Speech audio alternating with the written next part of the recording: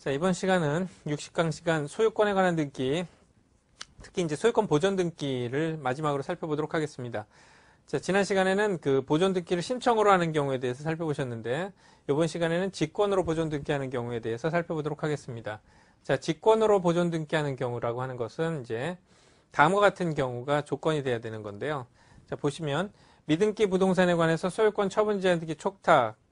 자, 이걸 기억하시면 됩니다. 소유권 처분 제한 등기 촉탁. 자, 여기서 소유권 처분 제한 등기라고 하는 것은 가압류라든지 가처분을 얘기하는 것이죠. 예컨대 갑이 보존 등기를 하지 않고 건물을 짓고 살고 있다가 돈을 빌렸습니다.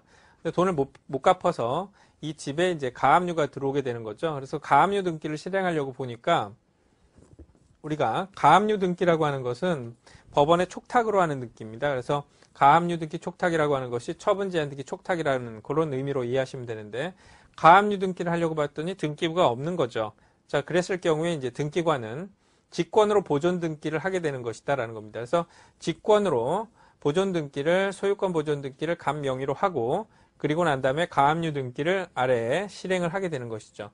자, 그러면 여기서 말하는 이제 갑 앞으로의 소유권 보존 등기가 직권으로 하게 되는 것이고, 그리고 난 다음에 등기부가 만들어졌으니까 가압류 등기를 실행하게 될 수 있다, 이런 뜻이 되겠습니다. 그래서 가압류 등기는 촉탁으로 하는 것이고, 그 가압류 등기를 하기 위해서 하게 되는 직권에 의한 등기를 우리가 소유권 보존 등기, 직권 보존 등기라고 보시면 되겠습니다.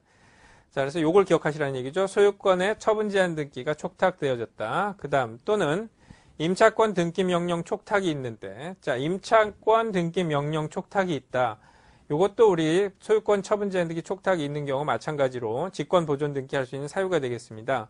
자, 보존 등기를 하는 사유에 이제 임차권 등기 명령에 의한 촉탁도 하나 기억해 두시는데, 이 얘기는 뭐냐면 존속 기간이 끝나고 보증금을 돌려받아야 되는데 돌려받지 못했을 경우에 법원에다가 임차권 등기 명령 신청을 하면 법원에서 임차권 등기를 하라라고 하는 그 촉탁을 하게 되는 것이죠. 등기소에. 자, 그런 촉탁에 의해서 임차권 등기하려고 봤더니 그 집이 미등기라. 그러면 그때는 직권으로 보존 등기할 수 있다는 얘기가 되겠습니다.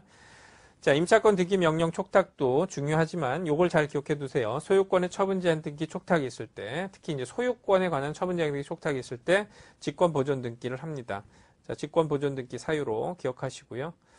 그다음에 이제 법원의 처분 제한 등기, 구체적으로 이제 경매 개시 결정 등기라든지 가압류 등기라든지 처분 금지 가처분 등기라든지, 그다음에 회생 절차 개시 결정 파산 선고, 자, 이런 것들, 그리고 주택 상가 건물의 임차권 등기가 포함된다. 그래서 주택 상가 건물의 임차권 등기, 임차권 등기 명령에 의해서 그 촉탁되었을 경우에 직권 보존 등기 가능하다라고 보시면 되겠습니다.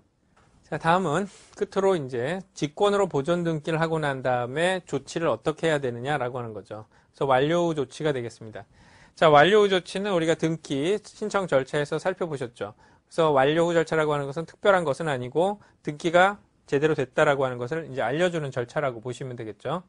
자, 첫 번째로 해야 되는 것이 이제 등기필 정보라고 하는 것이 있었는데, 자, 직권으로 보존 등기를 한 경우에, 자, 보시면 등기관이 직권으로 소유권 보존 등기를 한 경우에는 등기필 정보의 통지는 요하지 않는다. 그래서 우리가 등기필증이라고 하는 거 있죠. 등기 그 권리증. 그것을 갖다가 이제 작성하지 않게 되는 그런 의미로 이해하시면 되겠습니다. 그래서 등기필 정보 통지는 요하지 않는다라고 하는 것이죠. 자, 그러나 소유권 등기 명의인에게 네 앞으로 등기가 됐다라고 하는 사실은 알려줘야 되니까 완료 통지는